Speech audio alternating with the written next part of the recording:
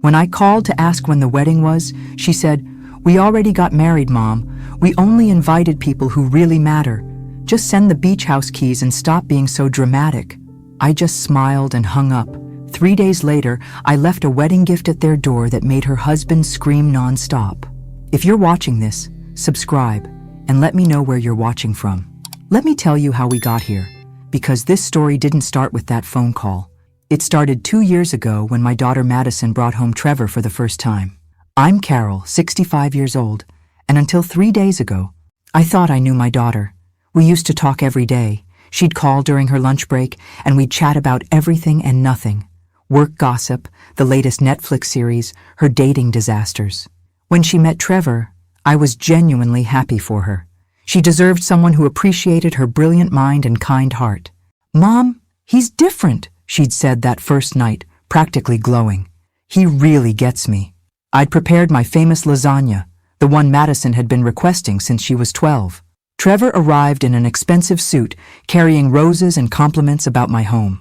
He was handsome in that polished way that usually made me suspicious. But Madison was so happy, I pushed my doubts aside. During dinner, he asked thoughtful questions about my nursing career and seemed genuinely interested in my stories. He complimented the lasagna, helped clear the table, and even offered to do dishes. Perfect gentleman behavior that should have been charming, but felt somehow rehearsed. "Your mother raised an amazing daughter," he told me as he hugged me goodbye. "You must be so proud." I was proud. Madison had a successful marketing career, owned her own condo, and had never needed to rely on anyone for anything. She was independent, strong-willed, and confident, everything I'd raised her to be. But that night, something nagged at me. Maybe it was the way he spoke about Madison, like she was a prize he'd won, or how he'd mentioned my beautiful beachfront property 3 times during dinner. I owned a small beach house in Cape Cod that had been in my family for 15 years, a place where Madison and I spent every summer together. "He's very interested in our traditions," I told my sister Janet the next day. "That's sweet, Carol. It means he wants to be part of the family." I wanted to believe that. I really did. But something about Trevor's perfect smile reminded me of my ex-husband Robert, Madison's father. Robert had that same charm, that same way of making you feel special until he decided you were no longer useful to him. Over the next few months, I watched Trevor slowly insert himself into every aspect of Madison's life. He had opinions about her friends, her job, even her relationship with me. The daily phone calls became weekly, then monthly, then barely at all.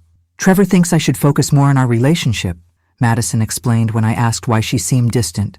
"He says successful couples prioritize each other."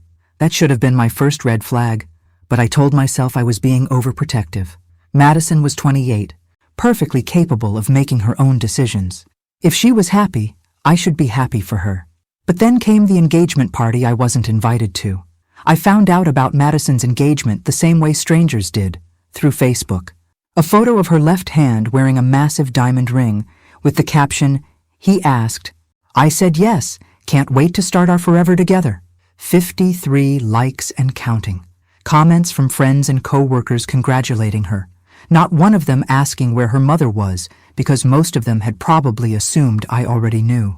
I stared at that photo for 10 minutes, my coffee growing cold as I tried to process what I was seeing.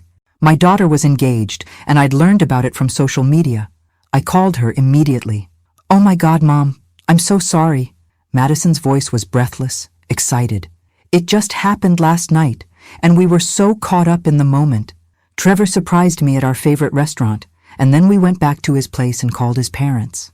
And it got so late, and I was going to call you this morning, I swear." "Congratulations, sweetheart." I forced warmth into my voice. "Tell me everything." And she did.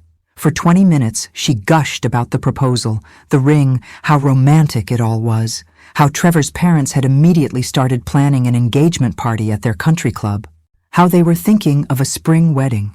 "When's the engagement party?" I asked. There was a pause. "Next Saturday. It's going to be small, just immediate family and a few close friends." "Should I plan to drive down Friday night?" Another pause, longer this time. "Mom, about that.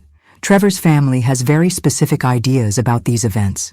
His mother is quite traditional, and she's planned everything according to their customs." I felt something cold settle in my stomach. What does that mean, Madison? It means, well, it's really just for Trevor's side of the family, and a few of our couple friends. It's not that you're not important. It's just that they have this way of doing things, and Trevor thinks it's better if we respect that. Trevor thinks. Everything had become about what Trevor thinks. I see. I kept my voice carefully neutral. And what do you think? I think Trevor knows his family better than I do, and I want to start off on the right foot with them. You understand, right? We'll do something special, just the three of us soon. That was 6 months ago. We never did anything special, just the three of us. In fact, I'd only seen Trevor twice since then, and both times he'd been polite but distant, like I was Madison's elderly aunt he had to tolerate rather than her mother, who'd raised her alone after her father abandoned us when she was 8. The wedding planning happened around me, not with me. Madison would mention details in passing. They'd found a venue, booked a photographer, chosen flowers. But when I offered to help or asked about specific plans, I was met with vague responses about how Trevor's handling most of it, or his mother has connections. 3 months ago, I asked about the date so I could plan time off from my part-time job at the local library. We're thinking early October, Madison said. Probably the second weekend. Trevor's researching venues. That sounds lovely. October in New England is beautiful. Are you thinking of having it at the beach house? I could. Oh no, Mom. Trevor wants something more elegant, more sophisticated than a backyard beach wedding. The dismissal stung more than I expected. Madison had always loved our beach house.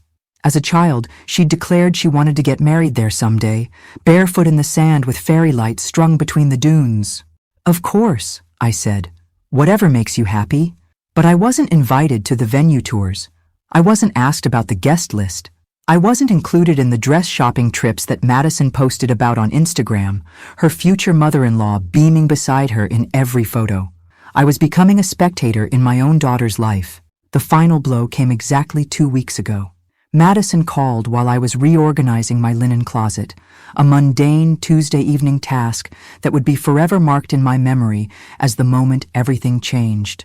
Mom, I need to ask you about something, and I need you to be cool about it. Nothing good ever followed that phrase, but I took a deep breath and sat down on my bed. What is it, sweetheart? Trevor's been doing some research about family dynamics and healthy boundaries in marriage. He thinks it's really important that we establish our independence as a couple from the very beginning. I felt that familiar chill. What kind of independence?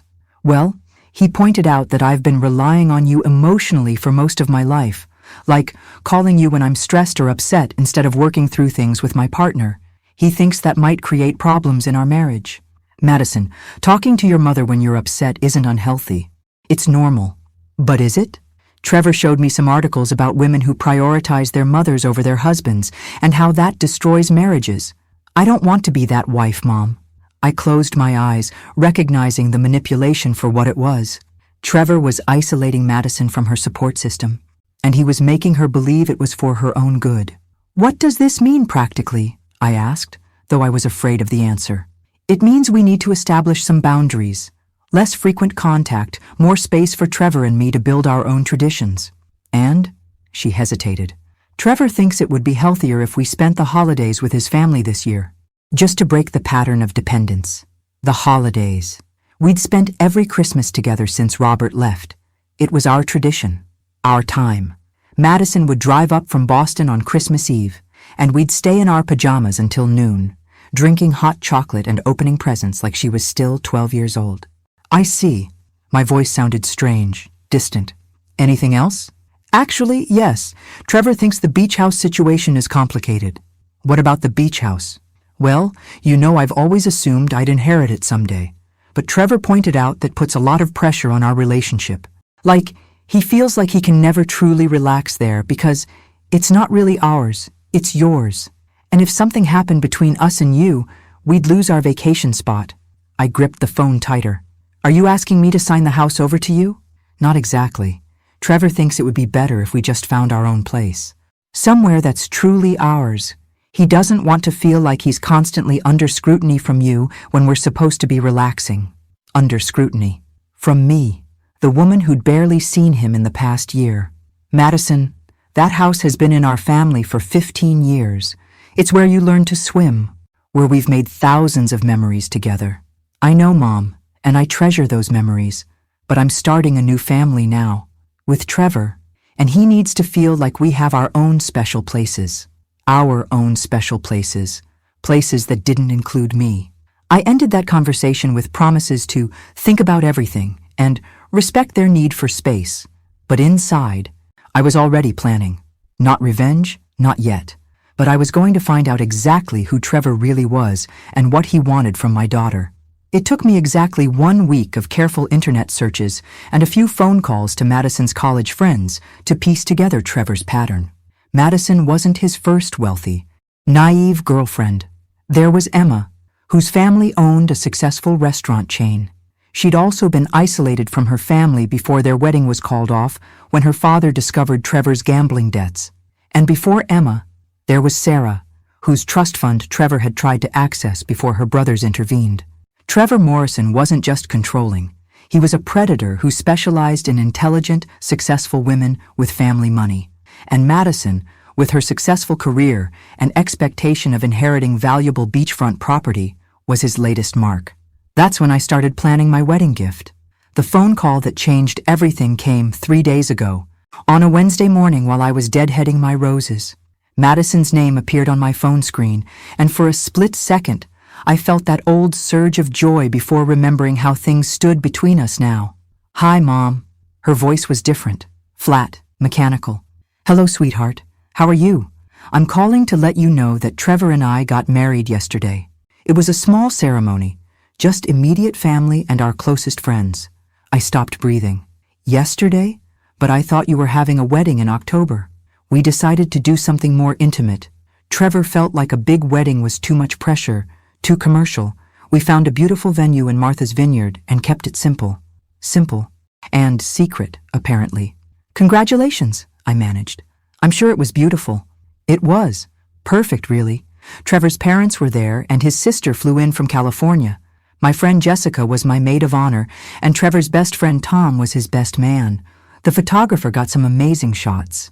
She was listing off details like she was reading from a catalog, not describing the happiest day of her life. But what struck me most was what she wasn't saying. "That sounds lovely, Madison. I'm happy for you." "Thanks." "Oh, and Mom? Trevor and I were wondering if you could send us the keys to the beach house. We're thinking of spending our honeymoon there since we didn't have time to plan a proper trip." There it was. The real reason for the call. Not to share her joy with her mother, not to include me in this major life milestone, but to ask for the keys to property they'd already decided should be theirs. "The keys to the beach house," I repeated slowly. "Right. Trevor's really excited to see it. I've told him so much about it over the years. He's particularly interested in the renovations you've done and the property value appreciation." Property value appreciation. How romantic. "Madison, when you say you got married yesterday, do you mean you had a ceremony, or do you mean you're legally married?" "Both. We got the license last week and had the ceremony yesterday." "Why?" "Just clarifying. And you didn't think to invite your mother to your wedding?" There was a pause. "Mom, please don't make this dramatic. It was Trevor's decision to keep it small, and honestly, after everything we talked about regarding boundaries, I thought you'd understand." "I understand perfectly." And I did. I understood that my daughter had married a man who had convinced her that excluding her own mother from her wedding was healthy. I understood that Trevor had succeeded in his plan to isolate Madison from the one person who might have protected her from him. "So you'll send the keys? We're hoping to drive up this Friday." "Of course. Sweetheart, I'll make sure you get them." After I hung up, I sat in my garden for a long time, staring at my roses and thinking about patterns. Trevor followed patterns. He isolated women from their families, convinced them to give him access to their assets, and then probably moved on when he'd gotten what he wanted or when someone started asking too many questions. But Trevor had made one crucial mistake. He'd assumed I was just another helpless mother who would quietly accept being cut out of her daughter's life. He'd underestimated what happens when you back a woman into a corner and take away the thing she loves most in the world. I spent the rest of that day making phone calls and sending emails. By evening, I had everything I needed to give Trevor exactly what he deserved. Not revenge, really. Justice. The wedding gift I was planning would be far more valuable than anything Madison might find on her registry. It would be the gift of truth. I've always believed that the best gifts are the ones that keep on giving. So when I drove to Madison and Trevor's apartment that Friday morning, I made sure my wedding present would provide lasting memories. The package was beautifully wrapped in silver paper with an elegant white bow. Inside was a leather portfolio containing several items that I'd spent the past 72 hours carefully assembling. Trevor was going to love learning about his new family connections. I left it outside their door with a note. "Congratulations on your marriage. Every new husband should know about his wife's family history. With love, Carol." Then I went home and waited. The call came at 2:17 p.m. Madison's number, but Trevor's voice, and he was screaming. "What the hell is wrong with you, you crazy old witch? How dare you send us this garbage?" I set down my teacup gently.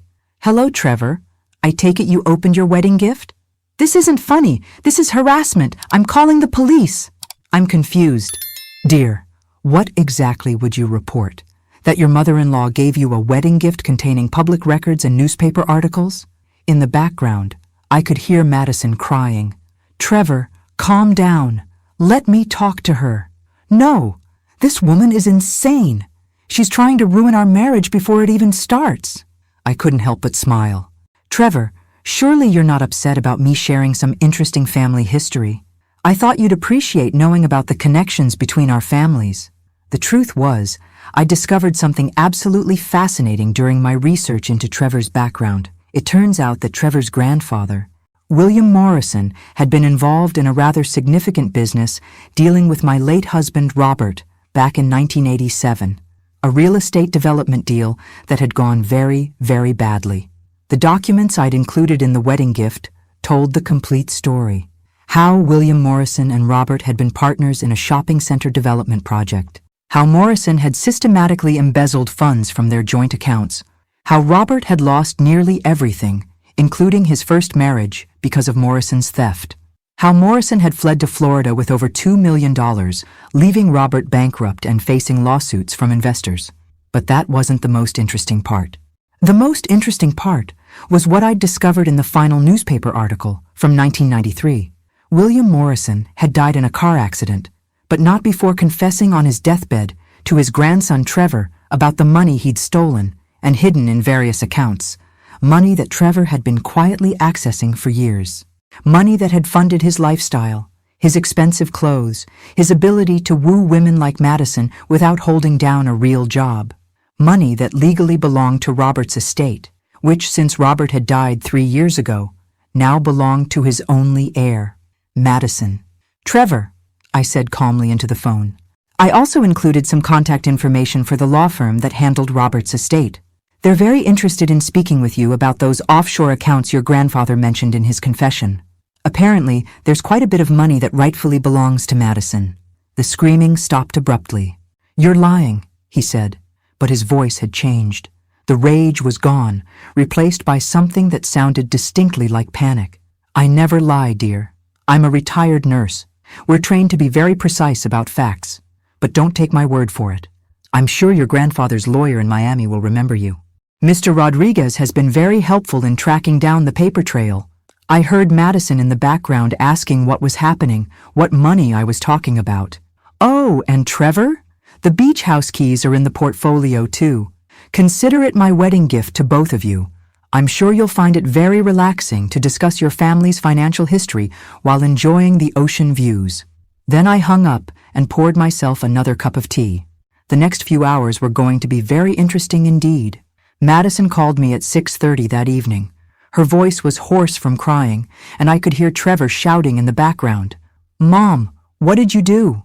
I was sitting on my porch, watching the sunset and feeling more peaceful than I had in months. "I gave you both a wedding gift, sweetheart. Did you read through everything?" "I read enough. Trevor says it's all lies, that you're trying to break us up." "What do you think, Madison?" There was a long pause. I think I need you to explain some things. Trevor's grandfather really stole money from Dad? $2.3 million, according to the bank records. Your father spent years trying to recover it, but William Morrison disappeared. The stress of it contributed to your father leaving us when you were 8. He couldn't handle the financial ruin, Or the legal battles. Another pause. And Trevor knew about this money?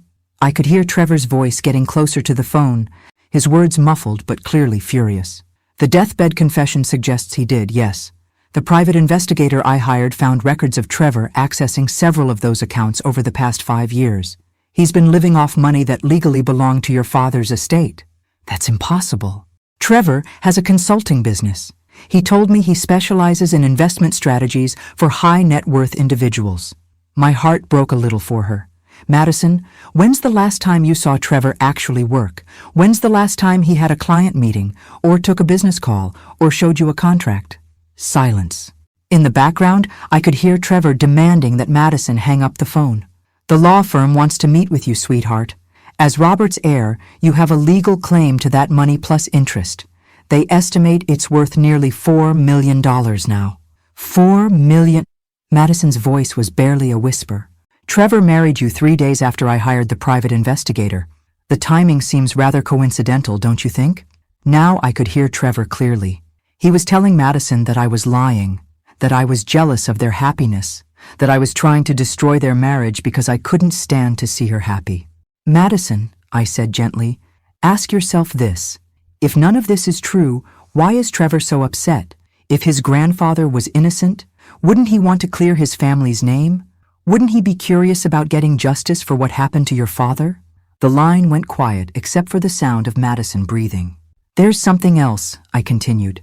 The private investigator also found records of 2 previous engagements, Emma Chen in 2019 and Sarah Walsh in 2021.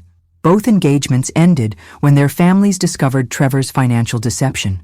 Both women had family money. Both were isolated from their support systems before the truth came out. Stop, Madison whispered. I have their contact information if you'd like to speak with them. I said stop. The line went dead. I set the phone down and looked out at the darkening sky. Tomorrow, Madison would have to decide what to believe.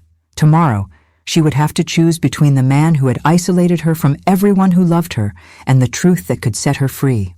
But tonight, for the first time in 2 years, Trevor Morrison was going to sleep, knowing that his carefully constructed house of lies was crumbling around him, and I was going to sleep better than I had in months, knowing that my daughter finally had all the information she needed to make the right choice.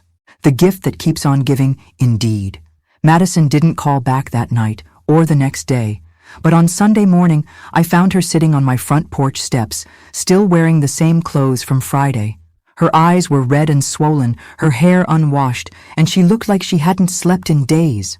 Tell me everything, she said without even saying hello. I made coffee and we sat at my kitchen table, the same table where she'd done homework as a child, where we'd planned her college applications, where we'd shared 1,000 conversations about everything and nothing. Now we were going to talk about how the man she'd married was a fraud. Trevor left yesterday, she said, staring into her coffee cup. Packed 2 suitcases and said he needed time to think. He told me you were poisoning our marriage with lies, and that if I believed you over him, then maybe we weren't meant to be together. Classic manipulation. Give the victim an ultimatum that makes them feel responsible for the relationship's failure. Where did he go? I don't know. He turned off his phone. But Mom, she looked up at me with tears in her eyes. I found something. Madison pulled out a manila folder from her purse. After Trevor left, I went through his things, his laptop, his desk, everything. I found these. She spread out printed emails across my kitchen table. They were correspondence between Trevor and someone named Marcus Webb, discussing the Morrison inheritance and maintaining access to offshore accounts. The dates went back 2 years, long before Trevor had even met Madison. There's more, Madison said, her voice getting stronger. I called Emma Chen yesterday. The woman from your private investigator's report. I raised an eyebrow. What did she tell you? Everything. How Trevor isolated her from her family, convinced her to put him on her bank accounts, even had her write a will leaving everything to him. Her father hired a detective and discovered Trevor's pattern.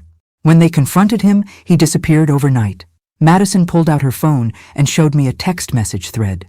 Emma put me in touch with Sarah Walsh, too. Same story, Mom. Exact same pattern. He finds successful women with family money, charms them, isolates them from their support systems, and then gains access to their assets. I reached across and squeezed her hand. I'm so sorry, sweetheart. Don't apologize. You tried to warn me, and I chose not to listen. I chose to believe a man I'd known for 2 years over the mother who raised me. She wiped her eyes with the back of her hand. Emma told me something else. She said Trevor actually researched us before he even accidentally met me at that coffee shop. He knew about the beach house, knew about Dad's financial troubles, knew about you being a widow. The coffee shop meeting. Madison had always thought it was fate that she'd literally bumped into Trevor, spilling coffee on his expensive shirt, leading to their first conversation. Turns out fate had nothing to do with it. What are you going to do?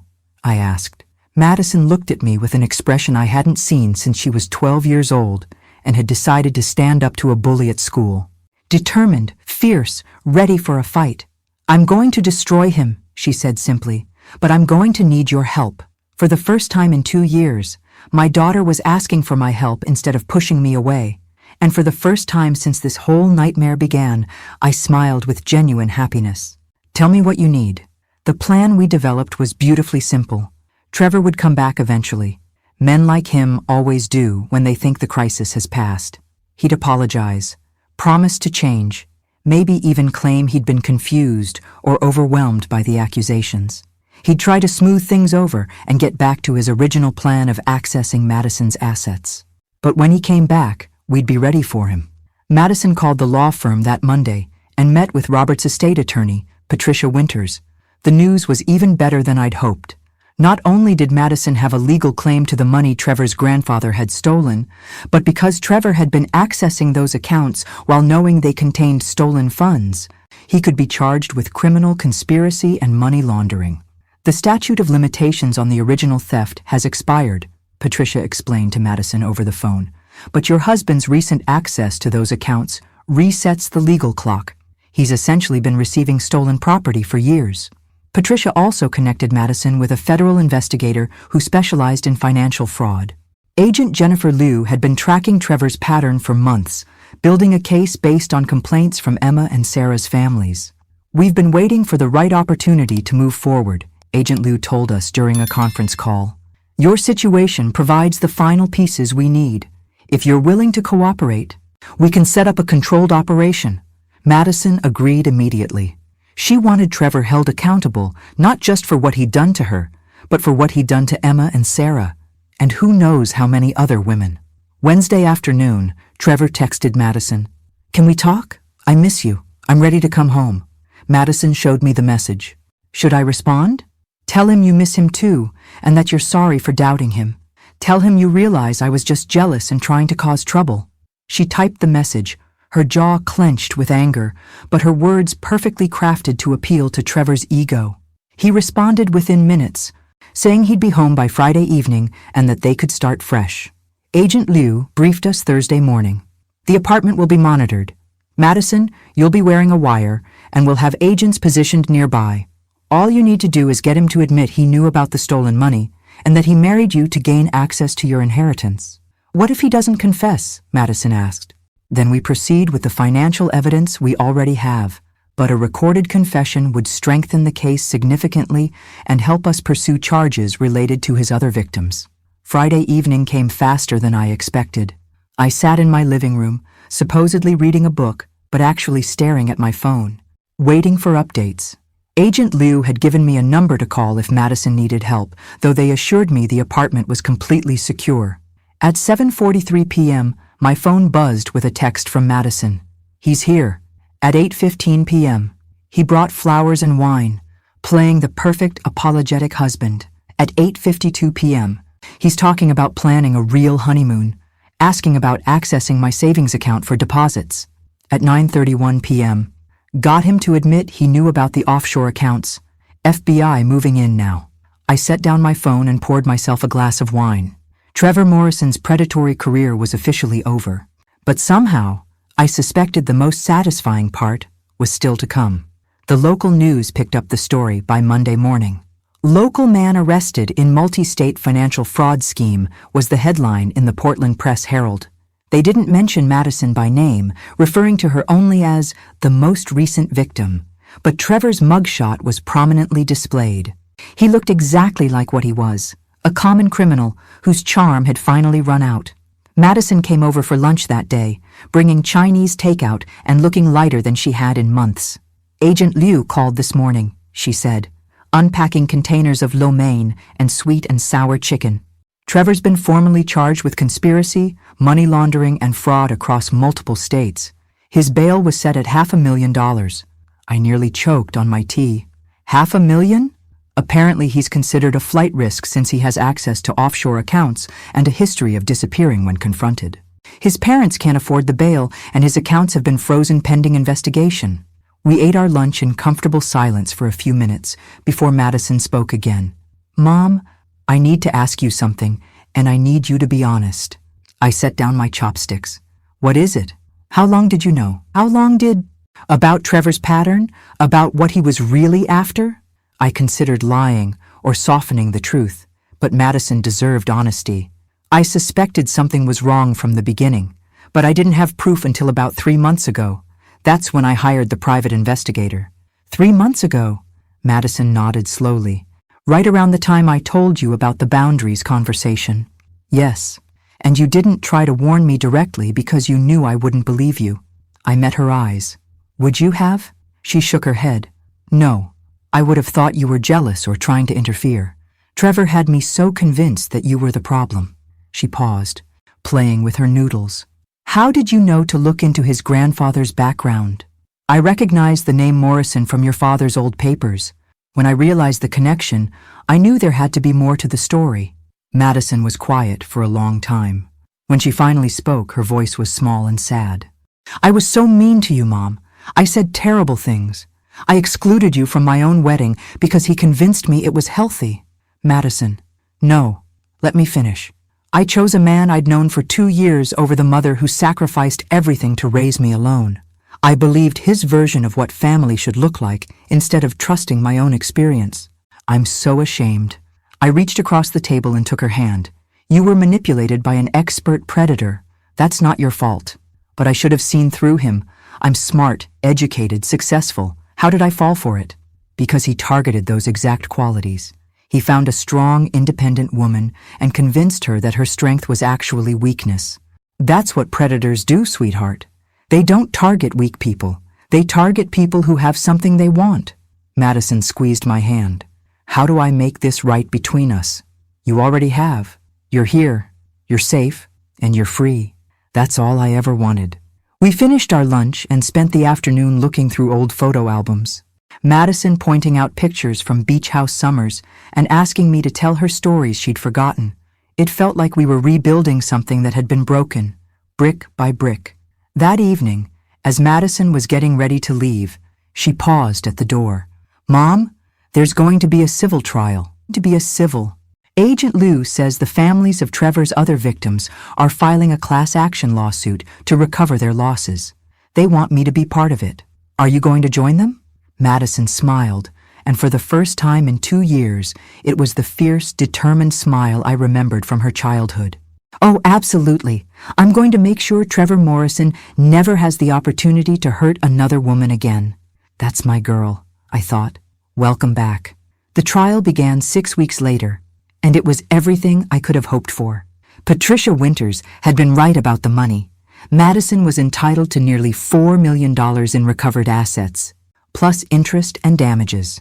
But more importantly, the prosecution had built an airtight case against Trevor that exposed his entire operation. Emma Chen flew in from Seattle to testify, looking confident and professional in a navy blue suit.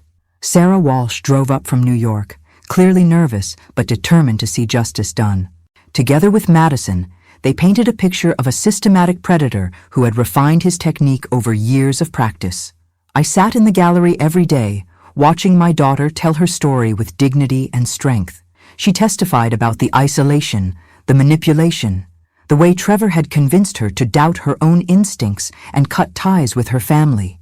She spoke calmly and clearly, never breaking down, never letting emotion overwhelm her facts. Trevor's defense attorney tried to portray him as a misguided young man who had made poor choices but wasn't a criminal mastermind. That strategy fell apart when Agent Liu presented evidence of Trevor's detailed research into each of his victims. including surveillance photos of Madison taken weeks before their accidental meeting. But the most devastating testimony came from an unexpected source. On the third day of the trial, the prosecution called Marcus Webb, the man who had been corresponding with Trevor about the offshore accounts. Webb had been arrested as an accomplice and had agreed to testify in exchange for a reduced sentence. Mr. Morrison contacted me in 2018, Webb testified, asking for help accessing accounts his grandfather had established before his death. When I explained the legal complexities, he told me he was working on a long-term plan to legitimize his access to the funds. What did he mean by long-term plan? The prosecutor asked. He said he was going to marry someone with a legal claim to the money. He showed me newspaper articles about Robert Thompson's financial losses and explained that Thompson's heir would be the rightful owner of the stolen funds. He said once he gained access to that person's finances through marriage, he could claim the offshore money as community property. Madison turned pale at this testimony. The prosecutor continued questioning Webb. Did Mr. Morrison discuss specific targets for this plan? Yes. He had identified 3 potential candidates based on their family financial histories and personal circumstances. He showed me social media profiles and explained why each woman would be vulnerable to his approach. Was one of those women Madison Thompson? Yes. He said she was the ideal target because she was successful but emotionally isolated after her father's abandonment, close to her mother who owned valuable property, and naive about relationships due to limited dating experience. I watched Madison's face as she heard herself described as a target, a mark to be exploited. The pain in her eyes was terrible, but beneath it, I saw something else. Rage. Pure, focused rage at the man who had studied her vulnerabilities like a predator studies prey. Trevor's attorney objected repeatedly, but the damage was done. The jury now understood that Trevor hadn't simply been accessing stolen money. He had orchestrated an elaborate, multi-year plan to manipulate Madison into marriage so he could legally claim assets that belonged to her family. When Webb finished his testimony, Trevor looked smaller somehow, hunched in his chair like the pathetic criminal he'd always been beneath the expensive clothes and practiced charm. The jury deliberated for less than 3 hours, guilty on all counts. The words echoed through the courtroom as Trevor Morrison's carefully constructed world collapsed around him. Conspiracy, money laundering, fraud, and a new charge the prosecutor had added based on Webb's testimony: criminal marriage fraud with intent to commit grand larceny. The judge sentenced him to 12 years in federal prison and ordered him to pay full restitution to all victims, totaling over $8 million, including interest and damages. Since Trevor had already spent most of the money he'd stolen, this meant he would emerge from prison as broke as his victims had been when he'd finished with them. Madison testified during the sentencing hearing, delivering a victim impact statement that left half the courtroom in tears. Trevor Morrison didn't just steal money from me, she said, looking directly at him as he sat shackled at the defendant's table. He stole 2 years of my life, my relationship with my mother, my ability to trust my own judgment, and my faith in love itself. He convinced me that the people who truly cared about me were the enemy, while he was systematically planning to rob me blind. She paused, gathering herself, then continued with steel in her voice. But here's what Trevor didn't understand about the women he targeted. We're not weak. We're not victims waiting to happen. We're strong, intelligent women who were temporarily deceived by an expert liar.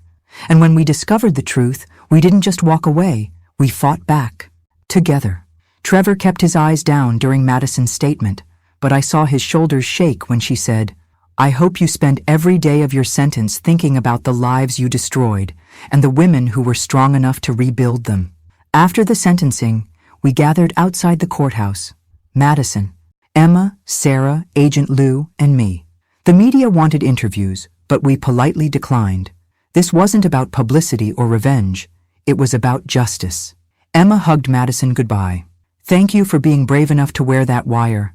Without your recording, we might never have gotten a conviction. Sarah squeezed my hand. Thank you for not giving up on your daughter. If you hadn't investigated Trevor's background, he'd still be out there finding new victims. Agent Lou gave us all her card. You've helped us shut down a predator who might have hurt dozens more women. The FBI appreciates your cooperation, but more importantly, you should be proud of your courage." As the crowd dispersed, Madison and I walked to our cars in comfortable silence. Finally, she turned to me. "Mom, I have something to ask you." "What's it worth, sweetheart?" She smiled, that beautiful smile I'd missed for 2 years. "Would you help me plan a real wedding? Someday, when I find someone who actually deserves me, someone who loves you too, because anyone who can't appreciate my mother isn't worthy of me?" I felt tears sting my eyes. "I would be honored." "And Mom?" "The beach house.